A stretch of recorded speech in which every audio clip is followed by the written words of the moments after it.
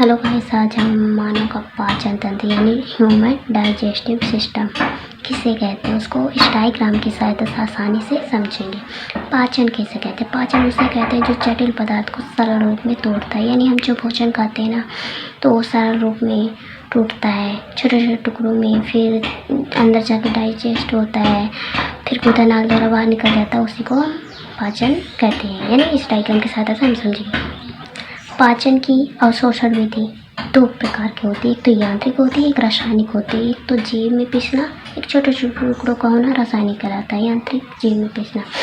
And ये mouth होता है। ओके, इधर से भोजन प्रारंभ होकर गुदा नाल में खुलता है यानी एनस में, उसे हम आहार नाल कहते हैं। फिर इसके बाद सैलिवरी ग्लैंड, ये भोजन जो होता है उसको ना चिकना बनाता है और लार में जो बैक्टीरिया को नष्ट करते हैं उसे हम लाइसोजाइम कहते हैं। ये इम्पोर्टेंट चीज़ है, ये पूछ सकता हो। ओके, एंड पाचन की क्रिया दो प्रकार की होती है, तो पाचन ग्रंथियों द्वारा, एक आहार नाल द्वारा होता है।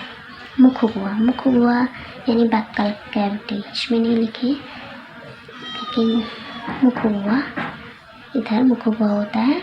एंड बक्कल कैविटी, इसे हम बक्कल कैविटी कहते हैं।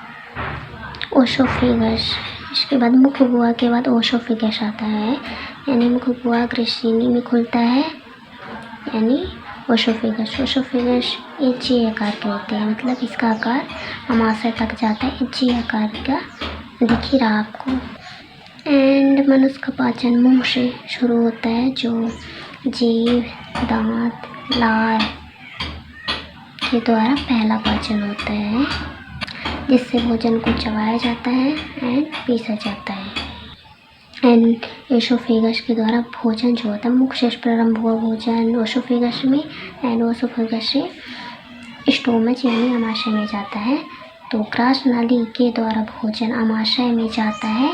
एंड ग्रास नाली और आहार नाल की दीवारें हैं के बीच मांसपेशियाँ होती हैं जो सिकुड़ती और फैलती हैं, जिसमें यह खाना फिर नीचे की ओर जाना शुरू करता है।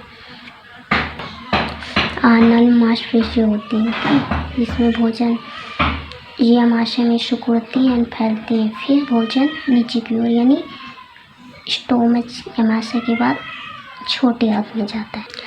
और जो अमाशय में जो खाना होता है वो छोटे छोटे टुकड़ों में विभाजित हो जाता है, यानी पेट में पाए जाने वाली ग्रंथियाँ में अमाशय रस निकालता है।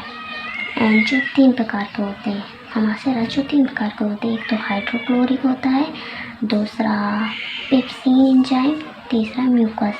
अब हाइड्रोक्लोरिक का क्या काम है? हाइड्रोक्लोरिक का खानों को अम्लीय बनाना, एंड पेप्सिन एंजाइम का प्रोटीन को पचाता है।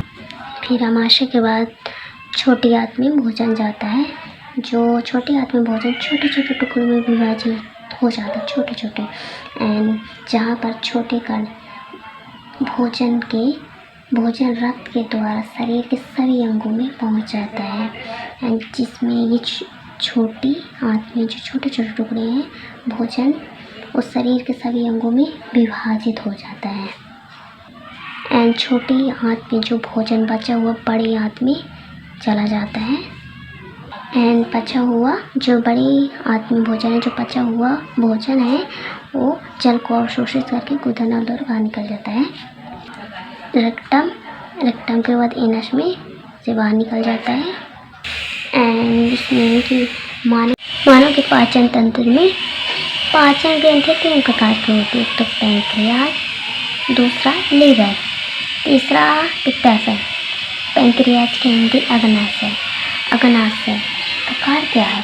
पाचन एंजाइम है जो कार्बोहाइड्रेट प्रोटीन को पचाने में सहायक होता है। एंड लीवर का काम क्या है? पित्त निर्माण करता है, जो वसा को पचाने में मदद करता है। एंड पित्ताशय का कार्य, जब भोजन आंत में पहुंचता है, जो भोजन होता है आंत में पहुंचता है, तो सभी भोजन इकट्ठा होकर पित्त की थैली में सिकुड़ जाते हैं, पित्त स्रावित होता है। ओके।